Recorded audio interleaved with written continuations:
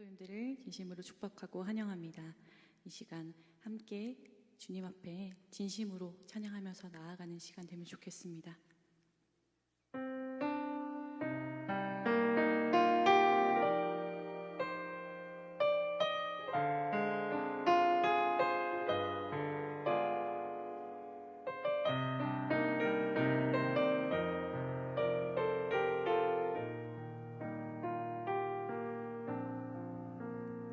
주께 와 엎드려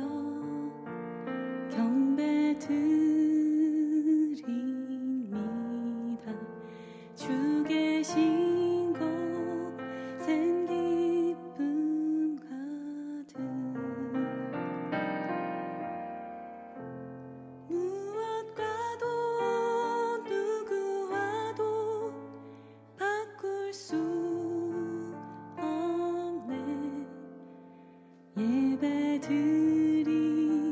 예배드림이 기쁨 됩니다.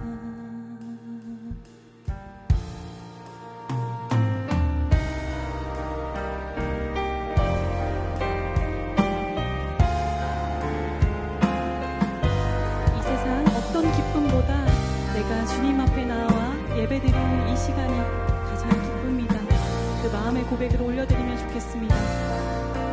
주께 와 엎드려 경배드립니다. 주 계신 곳엔 기쁨 가득 무엇과도 누구와도 바꿀 수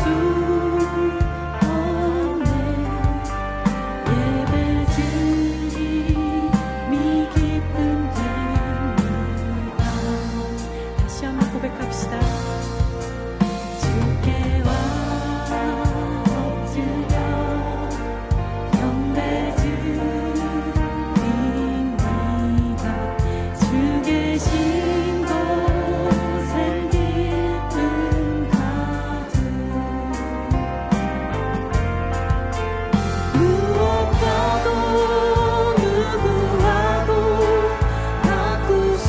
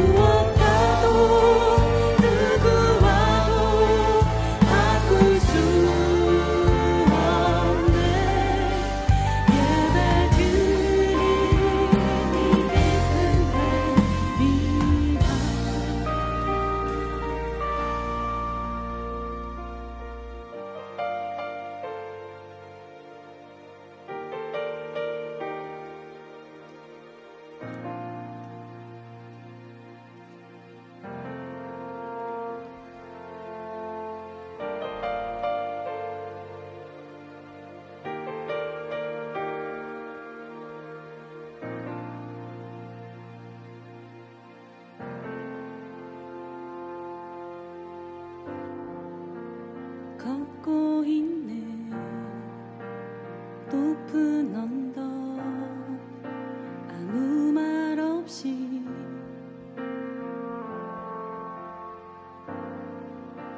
걷고 있네 거친 그 길 아무도 없이 지친 발걸음 흐르는 눈물 온 땅을 적시네 십자가 내 죄 사했네 날 대신하신 한없는 사랑 어린 양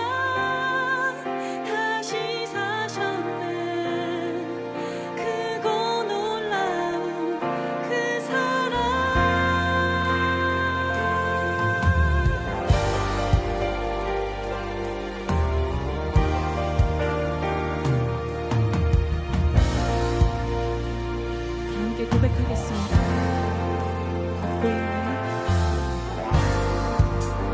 걷고 있네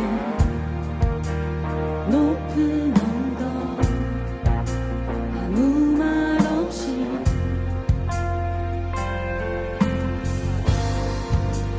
걷고 있네 거친 길이 아무도 없이 지친 발걸음 흐르는 눈물 온 땅을 적시네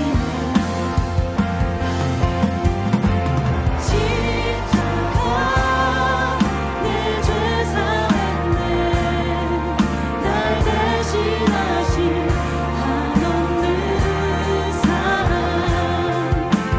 어린 양 다시 사셨네 크고 놀라운 그 사랑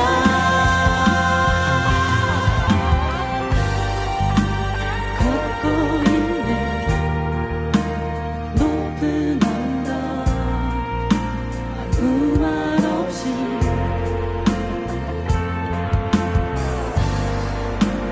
걷고 있네 거친 그 길 아무도 없이 지친 발걸음 흐르는 눈물 온 땅을 적시네 고통당했네 피 흘리신 주 헤아릴 수 없는 그 사랑 십자가 내 죄 사했네 날 대신하신 한없는 사랑 어린 양 다시 사셨네 크고 놀라운 그 사랑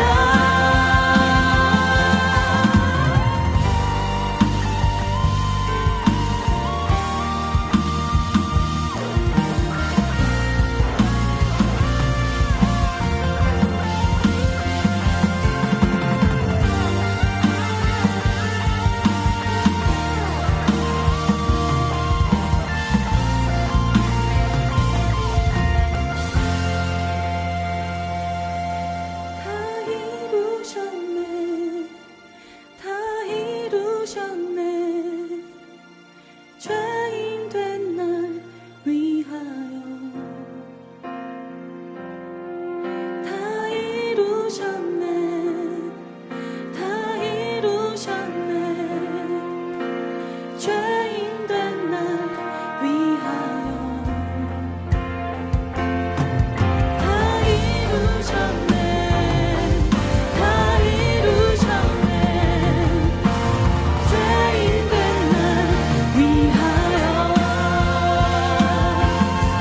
다 이루셨네 다 이루셨네 죄인 된 날 위하여 십자가 내 죄 사했네 날 대신하신 한없는 사랑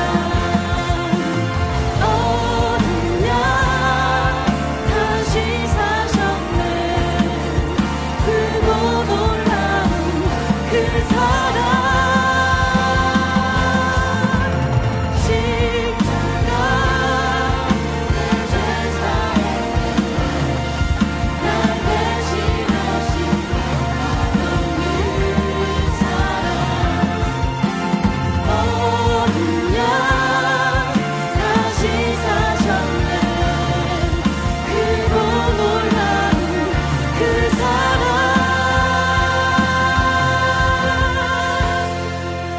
오직 내 안에 오직 내 속에 그리스도가 사네 오직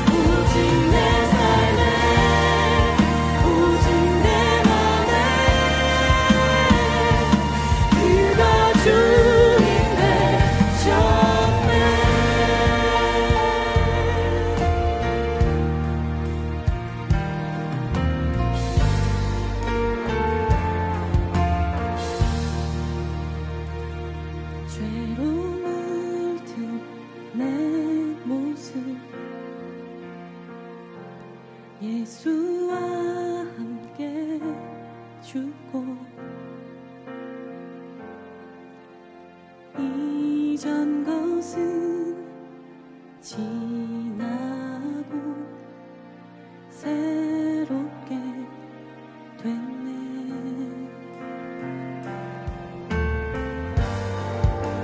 너희가 나를 택한 것이 아니요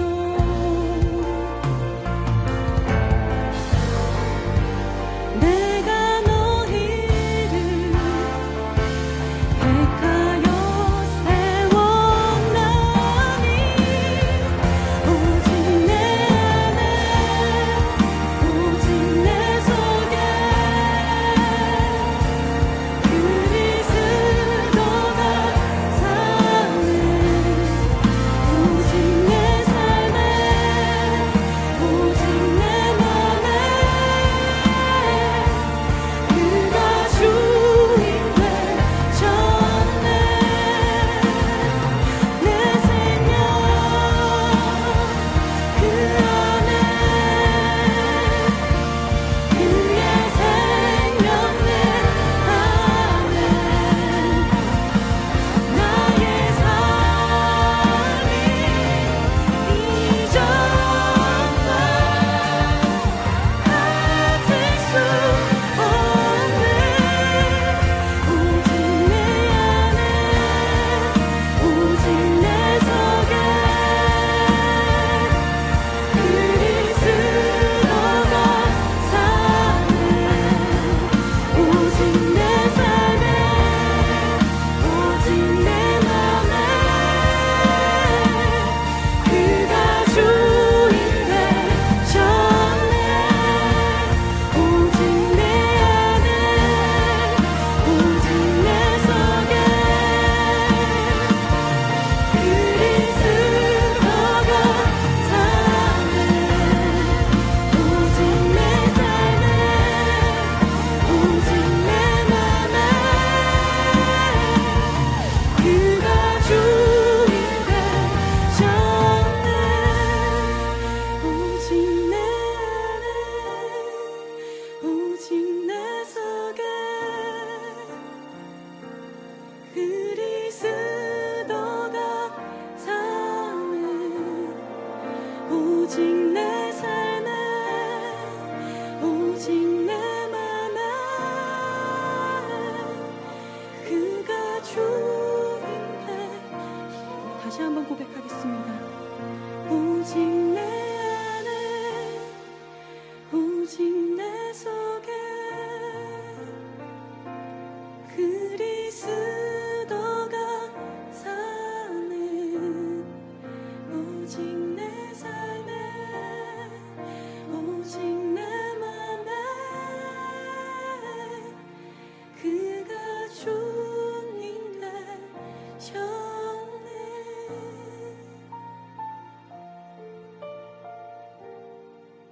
네, 그렇습니다. 주님, 우리가 지금 고백한 것처럼 너희가 나를 택한 것이 아니라 내가 너희를 택했고 세워가신다는 그 하나님의 그 약속 붙들고 우리가 나아가기 원합니다. 그리고 예수 그리스도께서 십자가를 통하여서 온전하게 이루신 그 순종을 하나님, 저도 그 길을 걷기 원합니다. 오늘 말씀 가운데 주시는 말씀, 그 말씀 가운데 순종할 수 있도록 하나님, 나의 마음을 열어주옵소서. 그 마음을 담아서 함께 기도하겠습니다.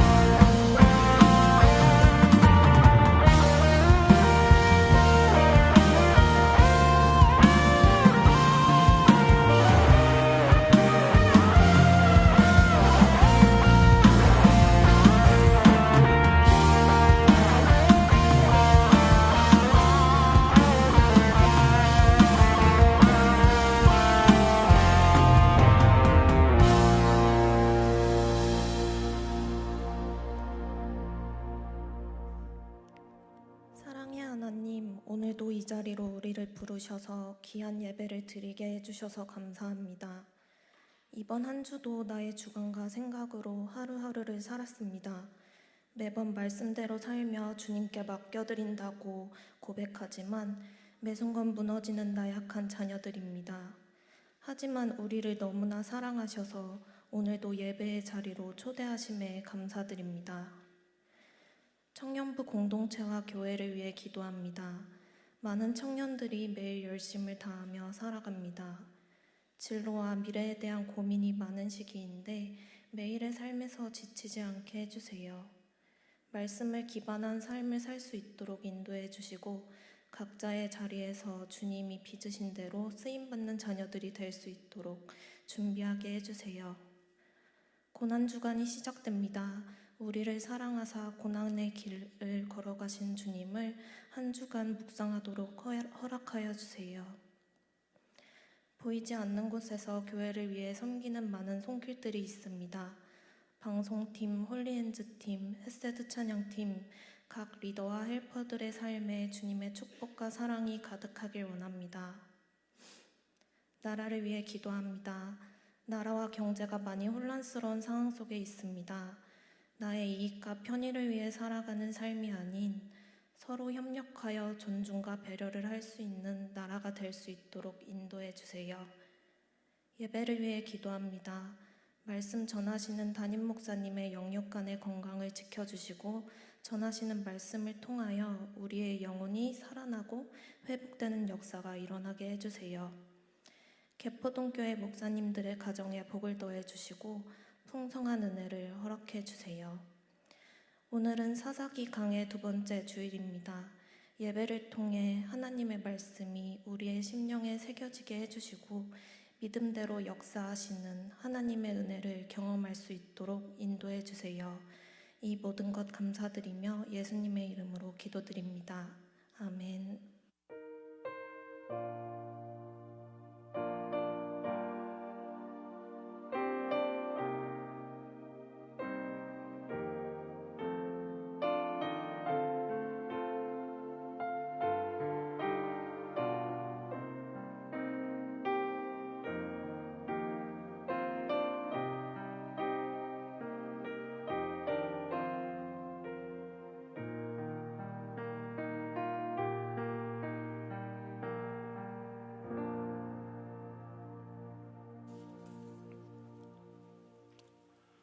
지난주 경건생활 트래킹 암송할 말씀입니다. 열왕기상 18장 37절 말씀인데, 열왕기상 18장에서는 갈멜산의 전투가 나오죠.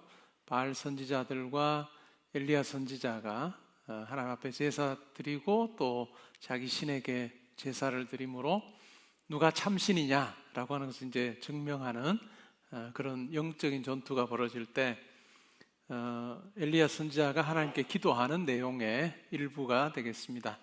우리 같이 읽음으로 마음에 새기는 시간 가지겠습니다. 함께 읽습니다. 여호와여 내게 응답하옵소서. 내게 응답하옵소서. 이 백성에게 주 여호와는 하나님이신 것과 주는 그들의 마음을 되돌이키심을 알게 하옵소서 하매. 아멘. 오늘 우리가 함께 상고할 하나님 말씀은 사사기 1장 11절부터 21절까지 말씀입니다.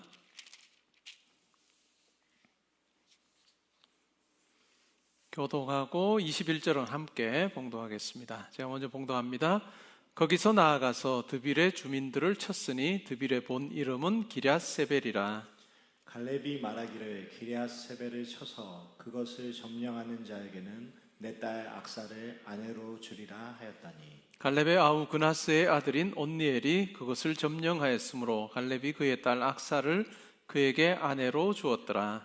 악사가 출가할 때 그에게 청하여 자기 아버지에게 밭을 구하자 하고 나귀에서 내림에 갈렙이 묻되 내가 무엇을 원하느냐 하니 이르되 내게 복을 주소서. 아버지께서 나를 남방으로 보내시니 샘물도 내게 주소서 하매 갈렙이 윗샘과 아랫샘을 그에게 주었더라. 모세의 장인은 겐 사람이라. 그의 자손이 유다 자손과 함께 종려나무 성읍에서 올라가서 아란 남방의 유다 황무지에 이르러 그 백성 중에 거주하니라. 유다가 그의 형제 시몬과 함께 가서 스밧에 거주하는 가나안 족속을 쳐서 그곳을 진멸하였으므로 그 성읍의 이름을 호르마라 하니라. 유다가 또 가사 및 그 지역과 아스글론 및 그 지역과 에그론 및 그 지역을 점령하였고 여호와께서 유다와 함께 계셨으므로 그가 산지 주민을 쫓아내었으나 골짜기의 주민들은 철병거가 있으므로 그들을 쫓아내지 못하였으며 그들이 모세가 명령한 대로 헤브론을 갈렙에게 주었더니 그가 거기서 아낙의 세 아들을 쫓아내었고 함께 읽습니다. 베냐민 자손은 예루살렘에 거주하는 여부수 족속을 쫓아내지 못하였으므로 여부수 족속이 베냐민 자손과 함께 오늘까지 예루살렘에 거주하니라. 아멘. 우리 말씀 듣기 전에 한 주간의 삶을 돌아보며 기도하는 시간 가지겠습니다.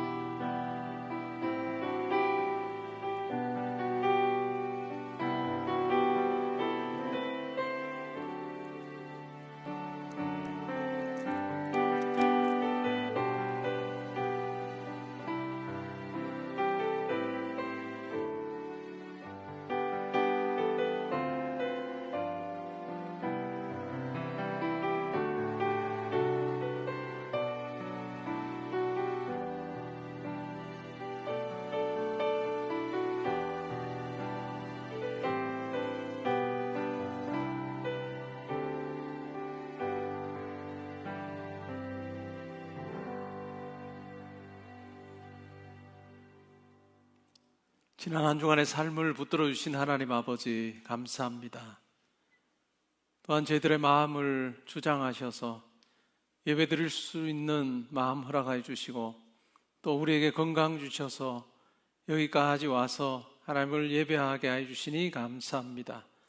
항상 저의 삶이 하나님께 주시는 지혜와 능력으로 사는 것이기를 원합니다. 항상 하나님 의지하며 나아갈 때 우리의 걸음걸음이 주님으로 인해서 복되게 하여 주옵소서. 예배의 자리에서 주님 앞에 예물 올려드립니다. 우리의 마음의 고백도 함께 담아드립니다. 하나님 기쁘게 받으시기를 소원합니다. 또한 이 물질이 사용될 때 십자가 복음이 많은 분들에게 전해지게 하셔서 그 복음 듣고 주께로 돌아오는 많은 분들이 있게 하여 주옵소서. 교회에 속한 모든 성도님들 영과 육을 강건하게 해주시기를 원합니다. 또한 각 가정에 주님 주시는 평강이 있기를 원하며 또 하나님께 세우신 그 자리 또 학업의 현장과 일터에도 함께 해주시어서 주님 주시는 지혜와 능력으로 잘 감당하게 하여 주옵소서. 군에 가 있는 아들 딸들 지켜보호해 주시고 지방과 해외에 나가 있는 우리 모든 성도님들 하나님께서 친히 동행하셔서 보내신 목적 잘 이루는 삶 살게 하여 주옵소서. 말씀을 듣습니다. 이 말씀을 들으며 내 속에 있는 부분적 순종, 내 속에 있는 두려움이 무엇인지를 깨닫게 하시고 온전히 하나님만 의지하는 저희 모두 되게 하여 주옵소서. 감사드리며 예수님의 이름으로 기도합니다. 아멘. 오늘 읽은 말씀에 근거해서 사사기 강의 두 번째 시간으로 믿음대로 역사하시는 하나님이라고 하는 제목으로 말씀드리겠습니다. 오늘 읽은 말씀에 보면 이스라엘 백성들이 가나안 땅에서 하나님께서 주신 그 명령을 따라서 땅을 정복하는 이야기도 나오고 또 정복하지 못하는 이야기도 나옵니다. 순종하는 내용도 나오고 또 온전한 순종을 하지 못하는 부분적인 순종의 이야기도 나옵니다. 그러면서 온전한 순종을 해야 함에 대해서 우리가 이스라엘의 역사를 통해서 확인을 하게 되죠. 과연 나는 어떠한가 하는 부분도 생각을 해보면 좋을 것 같아요. 나는 내 삶에 두려움을 느끼는 부분이 뭔가, 그리고 내가 그 부분마저도 하나님께 온전히 순종하려면 어떻게 해야 될까라고 하는 부분에 대해서 살펴보면 좋을 것 같습니다. 먼저 내용을 정리를 해보죠. 읽으면서 몇 가지 이게 어떤 의미일까 이런 생각이 드는 부분이 있습니다. 그 중에 하나가 갈렙이라고 하는 아주 믿음의 사람이죠. 이 갈렙이 이런 선언을 합니다. 기럇 세벨을 쳐서 취하는 자에게 내 딸 악사를 아내로 주겠다, 이렇게 이야기하는 내용이 나와요. 그래서 우리가 이 내용을 쭉 읽다가 보면 너무한 주장 아닐까 하는 생각도 들 수 있습니다. 마치 이 전쟁의 전리품처럼 딸을 대하는 게 아닌가 하는 생각이 들기도 합니다. 그런데 이어지는 내용을 보거나 또 그 당시의 관습을 놓고 보면 그러한 의미가 아닙니다.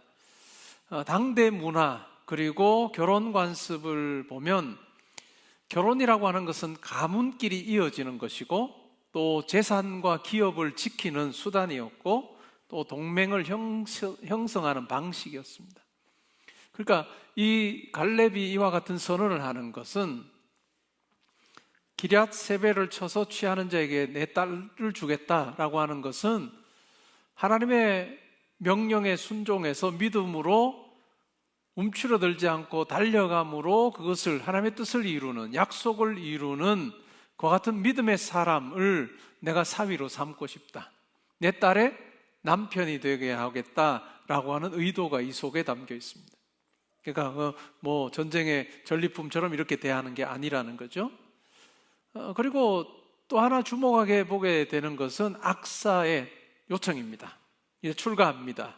온니엘과 함께 남방으로 내려가는 거죠. 그러면서 뭔 이야기를 할까요? 아버지에게 이렇게 이야기합니다. 물이 나오는 땅을 내게 주십시오. 그냥 물이 없는 척박한 땅이 아니라 물이 나오는 그 땅을 내게 달라라고 그렇게 요청을 했고, 갈렙은 이 윗셈과 아랫셈을 악사에게 줍니다.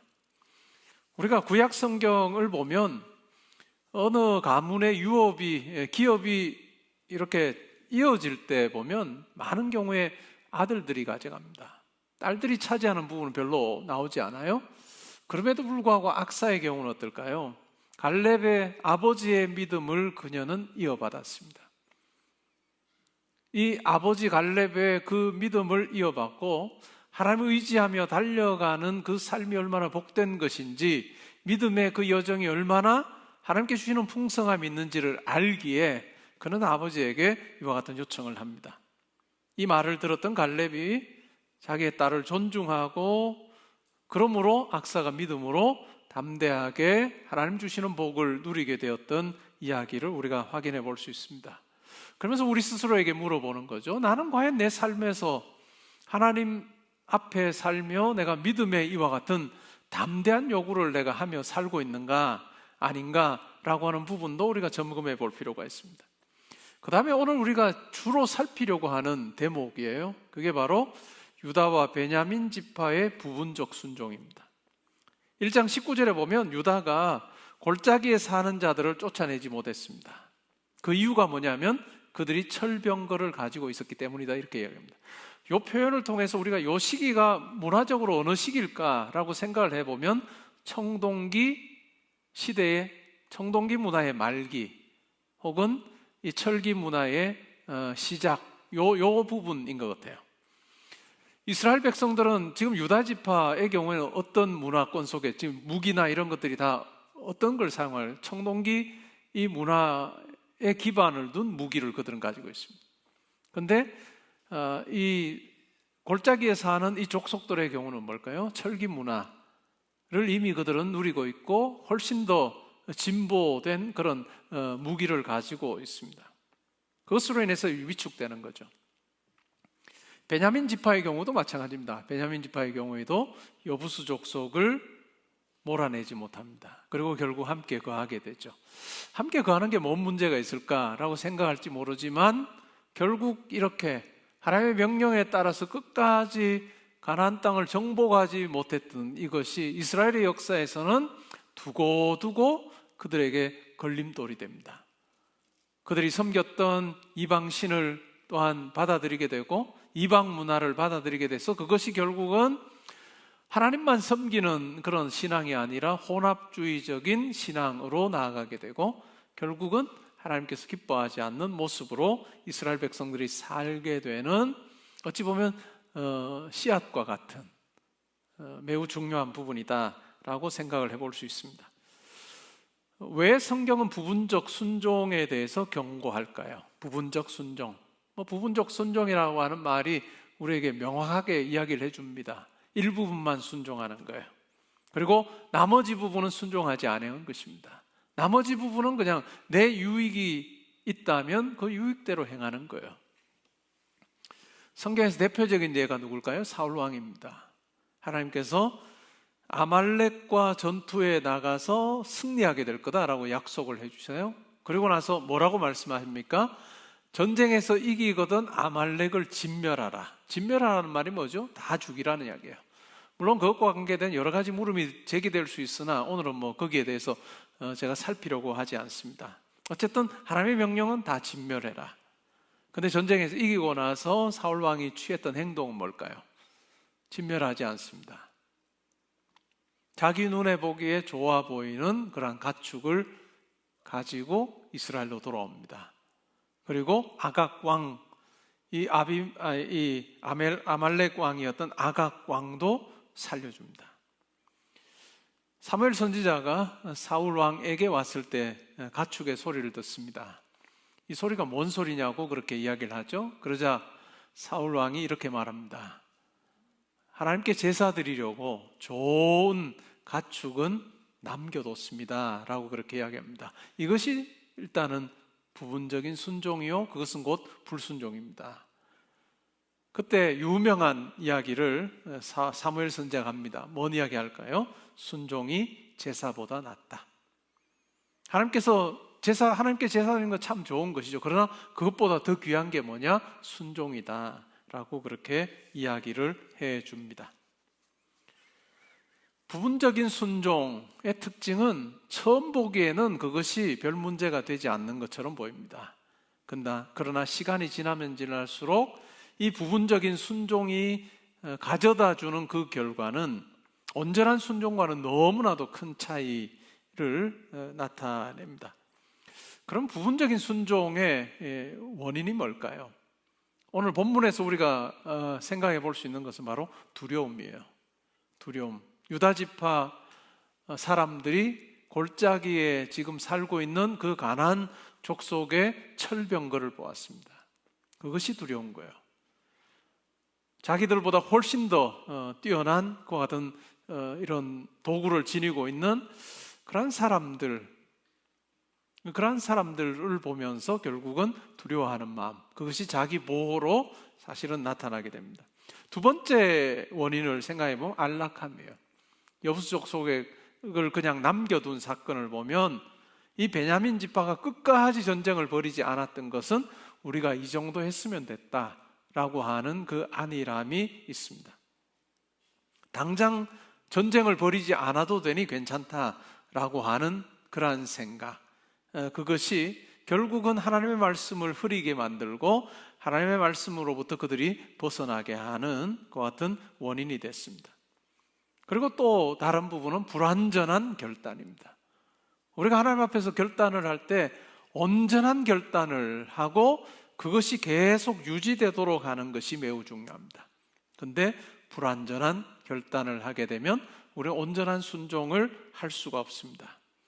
내가 하나님 앞에서 내 삶을 하나님께서 기뻐하시는 대로 내가 드리며 살아야 되겠다라고 하는 온전한 순종이 있고 그 순종이 계속 유지될 수 있도록 하는 그것이 우리 신앙생활에서 매우 중요한 부분이라 할 수 있겠죠. 근데 시작부터 불완전한 결단으로 시작이 되면 우리로 하여금 힘들게 한 상황이 주어지면 우리는 온전한 순종을 우리의 삶 가운데서 할 수가 없다라고 하는 것입니다. 그러면 온전한 순종을 하려면 무엇이 필요할까요? 첫 번째가 하나님의 절대 주권을 인정하는 것입니다. 절대 주권이 뭘까요? 하나님께서 내 삶에 절대적으로 주인으로 함께하고 계시다라고 하는 이 절대 주권이 가장 중요합니다.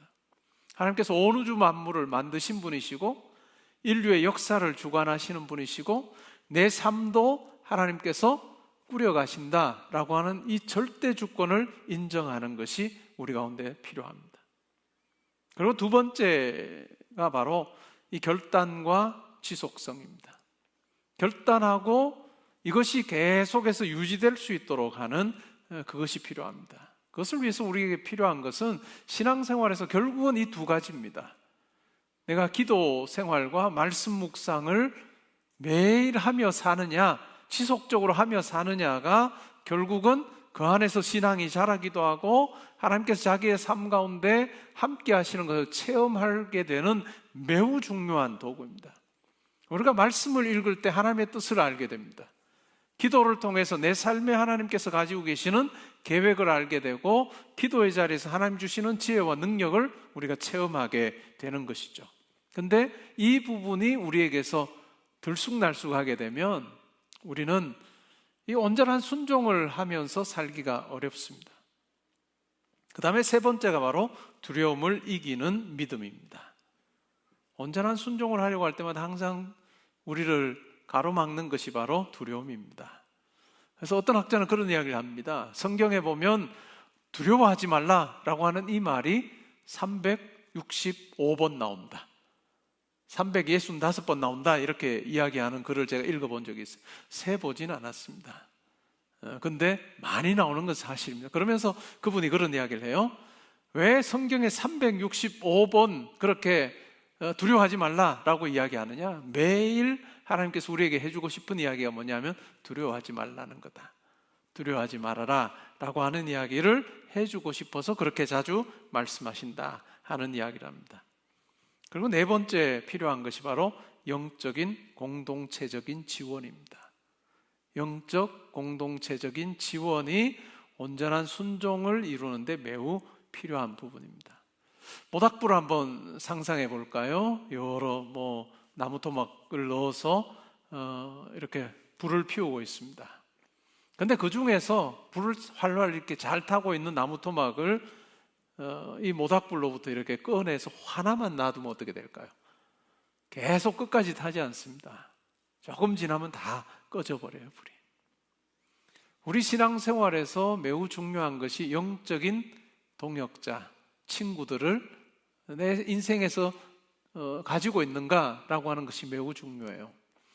간혹 무교회주의자들이 있습니다. 교회 나갈 필요 없다. 예수 잘 믿는 것이 중요하지. 뭘 교회를 나가느냐? 교회 보니까 이런저런 어떤 안 좋은 일들도 많던데 굳이 교회를 나갈 필요가 있느냐라고 그렇게 이상주의적으로 무교회주의를 이야기하는 분들이 좀 있습니다. 많지는 않은데, 근데 굉장히 좋습니다. 이상적입니다. 이런저런 어떤 자기와 다른 사람들하고 얽히지 않고 그냥 자기 혼자 신앙생활 잘하면 되지 뭐 하려고 그냥 교회 나가서 다른 사람에게 영향받으면서 그렇게 신앙생활 하느냐라고 이야기하는 분들이 있습니다. 만약에 한 1년 정도 열심히 신앙생활하면 졸업장 받는다면 괜찮은 것 같아요. 근데 우리의 신앙생활의 졸업은 언제죠? 하나님 부르시는 그날까지예요. 그날이 되어 졸업을 해요. 이게 몇십 년이 될지 모르는 이것이 우리의 신앙의 여정입니다.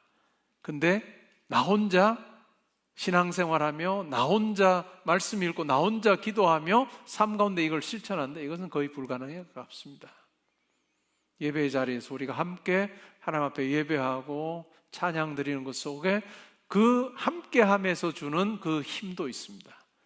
그리고 우리가 살다 보면 여러 가지 어려움들을 당하잖아요. 그 어려움이 있을 때 혼자 기도하는 것도 중요하지만 자기의 그와 같은 어려움을 내놓고 함께 기도할 동역자가 있다는 것, 친구가 있다는 것, 그것은 매우 큰 자산이다 라고 하는 부분입니다. 여러분이 목장 모임 하는 것도 바로 그 이유입니다. 때로는 놀기도 하겠죠. 일단은 잘 놀아야 친구가 됩니다.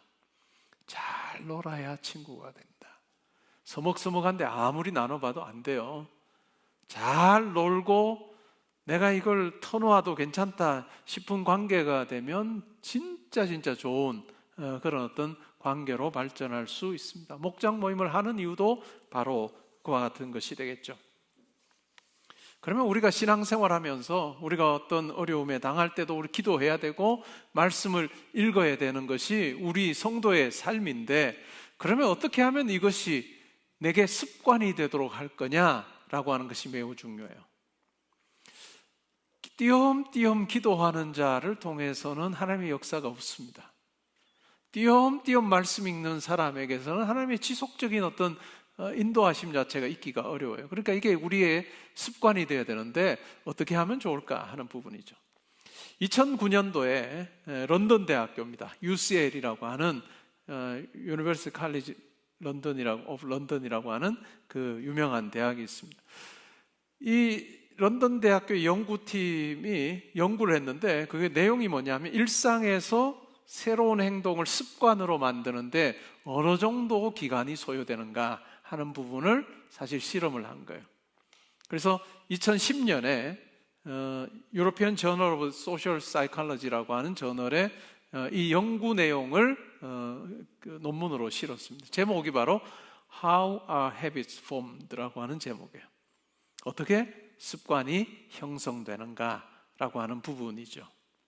이 실험의 내용은 이렇습니다. 연구의 내용은 96명의 참가자, 그리고 이 참가자들이 각자 자기가 새로운 습관을 만들기를 원하는 한 가지씩을 선택하게 합니다. 그 중에는 간단한 것도 있어요. 식사 후에 내가 물 한 잔 마시기, 또 매일 15분간 운동하기, 매일 내가 비타민을 먹기, 이런 다양한 이런 어떤 내가 이것은 내 습관으로 가져가면 좋겠다라고 하는 부분을 가지게 합니다. 그리고 이 습관으로 이 부분을 가져가면 좋겠다라고 생각하는 그 부분이 반복이 될 때, 매일 반복될 때 어느 정도 반복이 되면 그것이 자동화되는가. 자동화라고 하는 말은 내가 의식하지 않아도 그냥 하는 거예요. 예를 들어서 식사 후에 내가 물 한 잔 마시는 게 내가 가지고 싶은 습관이라고 한다면 어느 시점이 되면 그냥 물 마시고 나면 식사하고 나면 자연스럽게 물 한 잔 먹게 되는, 요게 자동화예요. 요게 습관이라 할 수 있겠죠. 어느 정도 지나서 자동화되는지를 살핍니다. 기간을 한 84일, 12주 정도 이런 행동을 하게 하는 거죠. 그러면서 본인 스스로 일지를 적게 하고 거기에 대한 점수를 매깁니다. 그래서 습관이 형성되는 완전한 자동화가 이루어지는데 한 66일 정도 걸리더라라고 하는 결과를 이렇게 보고로 냅니다. 물론 사람에 따라 차이가 있고 내가 무엇을, 어떤 행동을 내가 습관으로 가져가고 싶으냐 하는 것에 따라서도 이 기간의 차이는 있습니다. 식사 후 물 마시기는 꽤 짧은 기간 안에 습관이 될 수 있고, 비타민 먹는 것도 짧은 기간 안에 그렇게 될 수 있습니다. 그래서 최소 18일, 길게는 한 8개월 정도, 그것이 반복될 때 이것이 자동화 단계로 들어가더라라고 하는 그런 논문을 발표를 합니다. 그러니까 습관이라고 하는 것 어떨까요? 처음부터 완벽하게 그것을 내 것으로 가지는 건 불가능합니다. 처음은 불완전하게 다 시작하죠. 그러나 점진적으로 어느 시점이 딱 되면 그것이 내 것이 되는, 습관으로 자리를 잡게 되는 그러한 부분이 가능하다라는 거죠. 우리의 영적인 신앙생활에서도 마찬가지입니다. 우리가 기도 생활을 하고 또 말씀을 읽는 이와 같은 것이 습관이 되도록 하기 위해서는 이와 같은 부분들을 우리가 고려를 할 때 구체적으로 어떤 적용들을 하지 않으면 이것이 내 것이 되지 않는 경우가 많습니다. 그러면 어떻게 하면 좋을까요? 제가 제안을 드리면 첫 번째로는 구체적이고 작게 시작하십시오. 구체적이고 작게 시작하십시오. 너무 거창하게 이야기를 하면 그런 결심을 해봐야 이루어지지도 않습니다. 내가 오늘부터 하루에 성경 말씀을 3시간씩 읽고 5번씩 기도하리라. 이건 3일도 못 갑니다. 3일도 갈 수 없는 일이에요. 매일 내가 10분을 말씀 읽고 5분을 내가 기도하겠다 하는 부분은 처음에는 되기도 하고 안 되기도 하고 되기도 하고 안 되기도 하다가 이게 점차 내 것이 되는 거예요. 내 것이 됩니다. 구체적이고 작게 시작하는, 이것이 모든 일이 되게 하는, 이것은 영적인 원리기 뿐만 아니라 우리 삶의 이야기입니다. 우리 삶의 이야기입니다. 우리가 어떤 일을 이제 시작을 해요. 그러면 이러이러한 부분들을 좀 이제 익혀갑니다. 어느 정도 익히는 단계가 되면 어떨까요? 구체적이 돼야 됩니다. 그냥 내가 잘해야지, 뭐 이제 회사에 취직하거나 하면 내가 잘해야지라고 하는 그 마음만으로는 아무것도 되지 않습니다. 이 잘해야지를 내가 어떻게 구체적으로 내게 주어진 시간표 속에 이걸 담아낼 건가? 그래서 내가 볼 때는 이와 같은 요소들을 내가 잘하면 좋겠다, 이런 것 잘하면 되겠다라고 하는 아주 구체적인 그 실천 사항들을 각자 자기의 시간표 속에 기재를 하는 겁니다. 그리고 그 시간표에 따라서 그때 할 일들을 자기가 자기의 것이 되도록 하는, 이것이 될 때 진짜 잘하는 사람이 되는 거예요. 그냥 말로만 잘하면 된다, 아무것도 못합니다. 말로 잘하겠다, 아무것도 이룰 수 없는 거예요.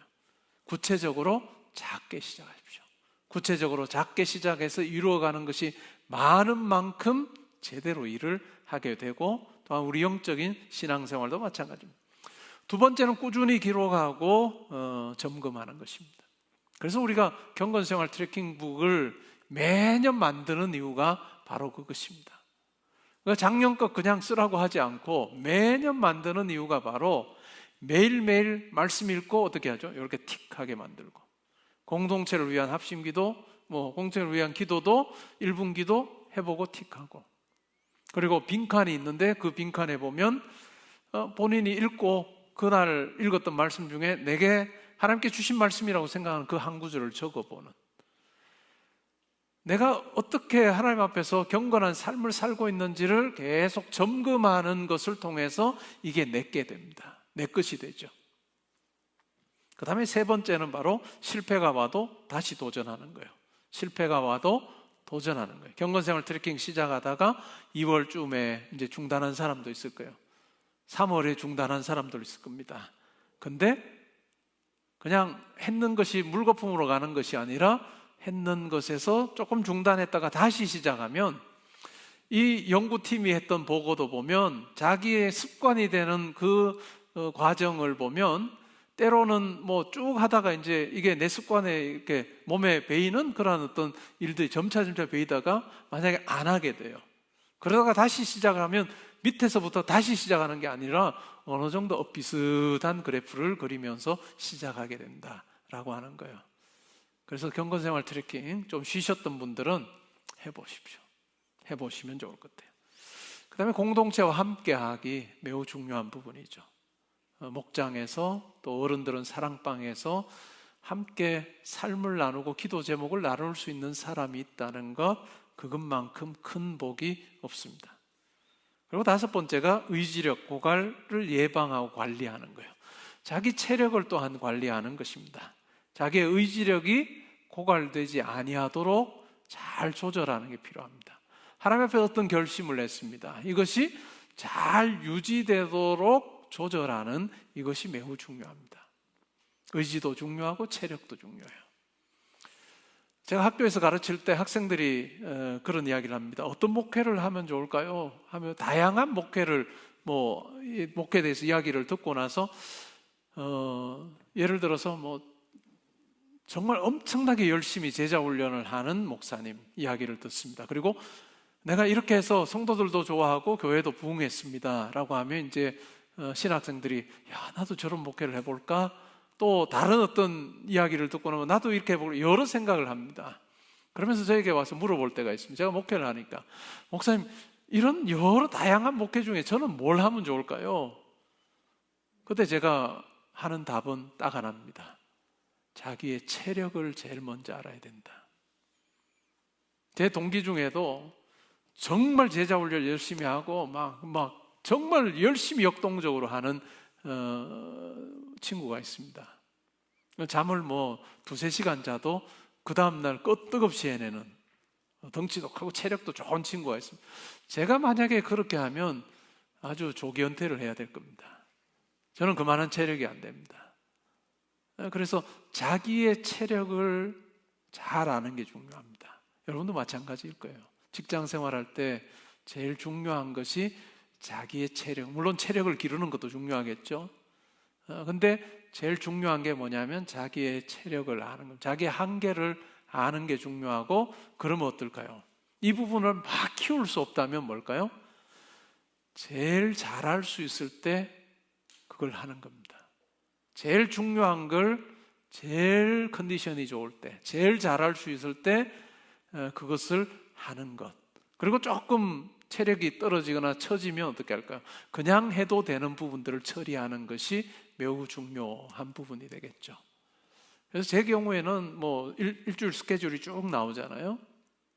쭉 나오면 모든 시간에 다 뭔가 들어있지는 않습니다. 물론 뭐 제가 기본적으로 설교 준비에 몇 시간 뭐 이런 부분들은 다 정해둔 부분들이 있지만, 누군가 이렇게 갑자기 누가 만나자고 하고 두세 시간을 써야 될 경우에는 제가 이번 주는 안 되겠다고 이야기하는 경우들이 많습니다.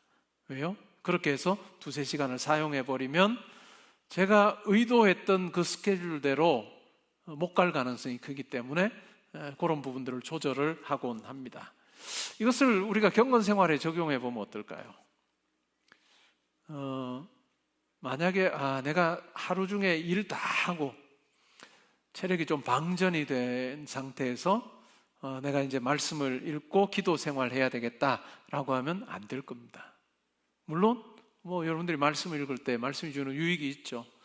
하나님이 사랑하는 자에게 잠을 주시는도다. 말씀을 읽으면서 좋을 수도 있고 뭐 이건 유익이 있을지 모르지만, 말씀을 통해서 우리가 하나님의 음성을 듣기는 굉장히 어렵습니다. 그러면 어떻게 하면 좋을까요? 여러분의 삶 가운데서 하루 일과를 놓고 봤을 때 완전히 픽스된 그 시간이 있을 거예요. 픽스되어 있는 시간이 있을 겁니다. 그래서 거의 이 부분은 변동 안 되는 그 시간이 있을 거예요. 저는 그 시간 바로 앞에 두는 것이 좋다고 생각해요. 그 시간 바로 앞에 말씀을 읽고 기도하는 시간을 두면 흔들리지 않을 겁니다. 기도 시간을 정하고 말씀 읽는 시간을 정하는 것으로부터 우리가 시작을 하고, 그것이 내 습관이 되도록 하는 것, 그것이 매우 중요합니다. 도서관에 가는 친구들이 있으면 만약에 도서관에 9시에 가서 내가 공부를 시작한다 라고 하면 어떻게 하면 좋을까요? 8시 45분에 말씀을 읽고 기도하고 하는 그 15분을 내가 내 삶에서 가장 중요한 그 부분 바로 앞에 두게 되면 그 부분은 실천할 가능성이 매우 크다라고 하는 부분이죠.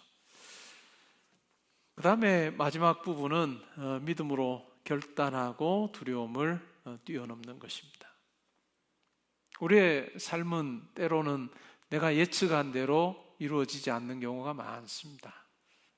아무리 계획을 많이 하고 뭐 그렇게 사는 사람의 경우에도 항상 위기는 항상 존재합니다. 그래서 우리로 하여금 두렵게 하는 요소들이 바로 그 부분이죠. 저는 매일 하루도 거의 빠지지 않고 내 마음에 새기는, 내 영혼의 양식으로 생각하는 그 말씀이 있는데, 그것이 바로 로마서 8장입니다. 로마서 8장에 어떤 내용이 나오죠? 아들을 내주신 하나님께서 나를 위해서 무엇을 아끼시겠느냐? 자기 아들, 자기의 전부를 내주신 하나님께서 나를 위해서 무엇을 아끼겠느냐? 여러분, 전부를 다 줬어요. 누군가에게 여러분들이 전 재산을 줬다 칩시다. 전부 진짜 값비싼 걸 다 줬다고 쳐봐요. 그리고 그 사람에게 좀 줘야 될 상황이 생겼다고 쳐보죠. 근데 이만큼 준 사람이 그 다음에 요만큼 주는 거 아까워할까요? 그렇지 않다는 거예요. 하나님께서 우리를 아들, 딸 삼으시기 위해서 자기의 모든 것을 내어주셨다. 그리고 그 하나님께서 오늘 내 삶에 무엇을 아까워하시겠느냐라고 하는 그 말씀을 우리는 새길 필요가 있습니다. 때로는 어떤 일 앞에서 내가 두려울 때, 염려가 될 때 여러분 기억하십시오. 나를 아들, 딸 삼으시기 위해서 예수를 이 땅에 보내시고 나를 위해 십자가에 내어주신 그 하나님의 그 사랑, 그 사랑으로부터 나를 끊을 것이 아무도 없다. 때로는 취업에 대한 걱정, 또 공부에 대한 걱정, 또 재정적인 어려움, 또 여러 가지 여러분들로 하여금 걱정하게 하고 염려하게 하는 그 일 앞에서도 여러분 이것을 기억하십시오. 나를 위해 모든 것 내어주신 하나님께서 내 이 일에도 함께 하신다라고 하는 분명한 확신을 여러분들이 가지시는 것이 좋을 것 같습니다. 그럴 때 비로소 내가 염려하고 걱정하는 것보다 훨씬 더 크신 하나님, 또 나를 사랑하시는 하나님께서 이 일 가운데 함께 하신다라고 하는 담대함이 여러분 가운데 생길 것입니다. 말씀을 맺습니다. 우리의 삶에서 하나님께서 온전한 순종을 하기를 원하십니다. 그러나 어떤 상황은 우리로 하여금 두려움을 느끼게 하고 하나님을 온전히 신뢰하는 것을 어렵게 하는 그런 상황이 있습니다. 그때 우리에게 필요한 것이 있다면 하나님의 그 사랑을 기억하는 것입니다. 그리고 그 하나님의 그 사랑을 내가 날마다 기억하고 이것이 내 삶을 지속적으로 지배하도록 하는, 그것이야말로 우리가 어려운 일들을 헤쳐나가고 극복하는 중요한 비결이다라고 하는 것을 여러분 기억하시며 매일의 삶에서 주님께로 나아가 주의 음성 듣고 또 여러분이 가지고 있는 여러 일들과 또한 계획들을 하나님 앞에 아뢰을 때 하나님께서 가장 선한 길로 인도하여 주셔서 믿음대로 역사하시는 하나님으로 여러분 가운데 함께 하실 것입니다. 그렇게 또 한 주간도 멋지게 사는 여러분 되시길 바랍니다. 우리 그 자리에 일어나서 오늘의 기도 읽고 찬양하겠습니다.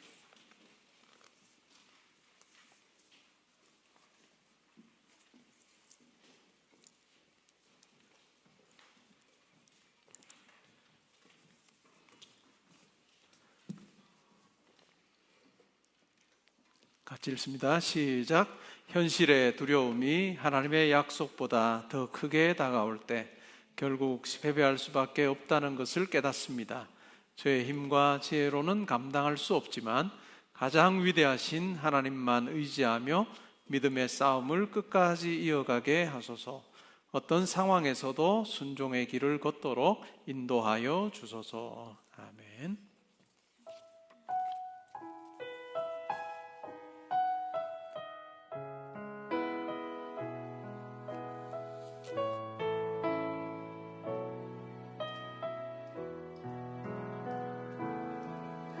우편한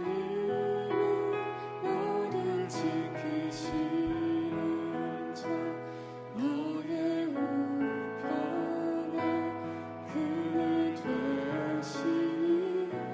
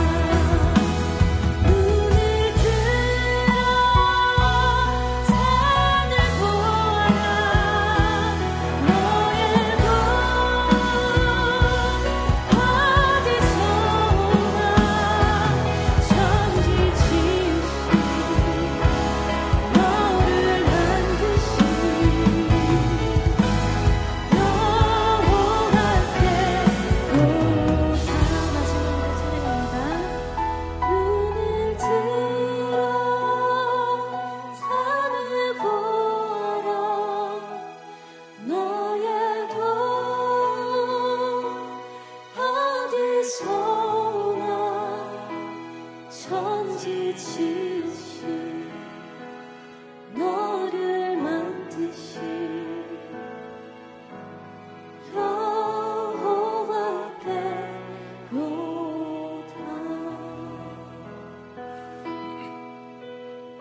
이 시간 우리 함께 기도하는 시간 가지면 좋겠습니다.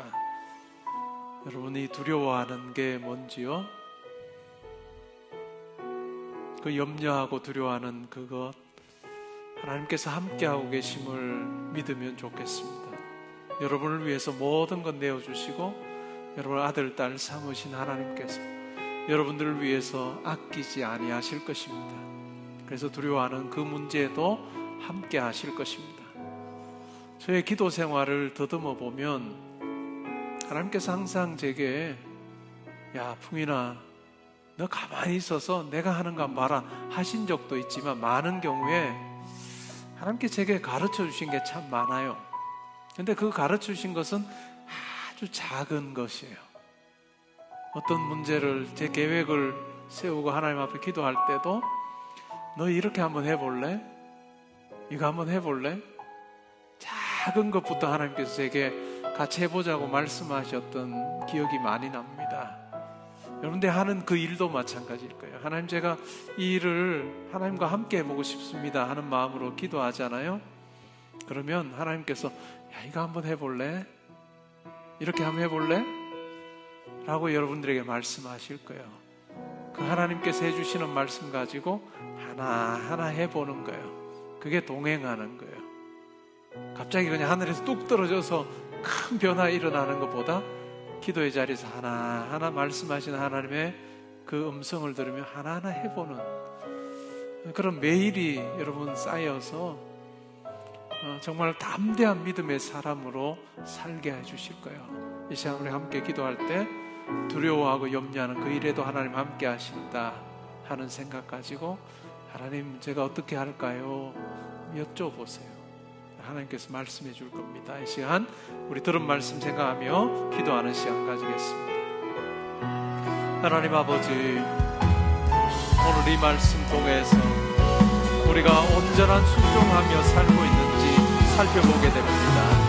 하나님, 우리가 절반의 순종으로, 부분적인 순종으로 이 부분은 하나님께서 함께 하시고 이 부분은 내가 해야 할 일이라고 생각하지 않고 우리의 삶의 전 영역, 또 내가 할 이 일, 내가 계획하는 그 모든 계획, 그 가운데 하나님께서 함께 하시기를 간구하며 아버지 앞에 기도하는 자로 나아가는 저희들 되기를 소원합니다. 하나님께서 우리에게 말씀하십니다. 아들아, 이것 한번 해보자 라고 말씀하여 주시고 그렇게 말씀하시는 것 따라서 순종하며 하나하나 실천할 때 하나님, 그것이 마침내 하나님께서 우리에게 실력을 키워주시고 우리의 삶의 자리에서 하나님의 손에 붙들려서 우리로 하여금 그 일들을 감당하게 하시는 그와 같은 놀라운 역사의 방식을 우리가 경험하기를 소원합니다. 아버지, 어떤 프로젝트를 우리가 진행할 때 하나님 앞에 기도하며 하게 하시고 하나님께 주시는 지혜를 아버지 하나님 그 일을 잘 감당하게 해주시기로 합니다. 하나님, 앞으로의 진로를 놓고 또 결혼을 놓고 하는 일을 놓고 기도하는 우리 모든 형제자매들 성도님들의 삶 가운데 아버지 함께하여 주시옵소서. 기도의 자리에서 말씀하시는 하나님을 만나게 하시고 말씀 묵상의 자리에서 우리에게 아버지의 뜻을 알려주시는 하나님을 만나고 그 하나님 의지하며 나아가는 그 삶이 복되게 해주시기를 원합니다. 우리의 생각을 뛰어넘어 역사하시는 하나님과 동행하는 삶이 되기를 소원합니다. 아버지 하나님, 우리의 삶에서 작은 부분까지 아버지 앞에 기도하며 나아갈 때 우리의 삶을 통해서 역사하시는 하나님을 만나고 그 삶이야말로 내가 구하거나 바라는 것에 넘치도록 하시는 하나님의 인도하심 있는 삶이라는 것 우리가 체험하며 살아갑니다. 아버지, 함께하여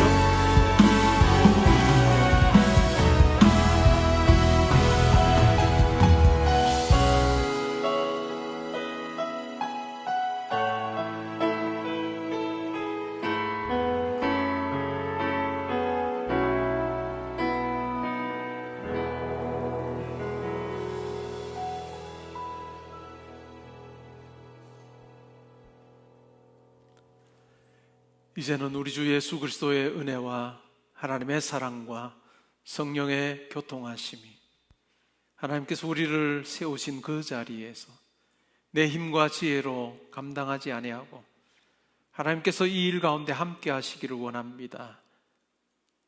그 마음으로 하나님 앞에 아뢰올 때 아주 세밀하게 우리의 삶 가운데 말씀해 주심으로 그것 가지고 우리에게 맡기신 일 감당하게 하실 뿐만 아니라 때로는 우리가 염려하고 걱정하는 그 일에도 하나님께서 함께 하심을 분명히 믿으며 하나님과 함께 준비하고 함께 계획 세우고 함께 실행하는 것을 통해서 어느 순간에도 내 삶을 붙드시는 하나님을 의심하지 아니하는 믿음 가지고 살겠습니다.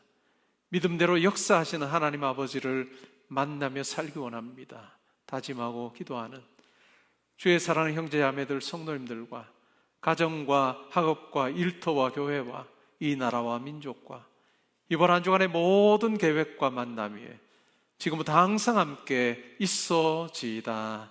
아멘.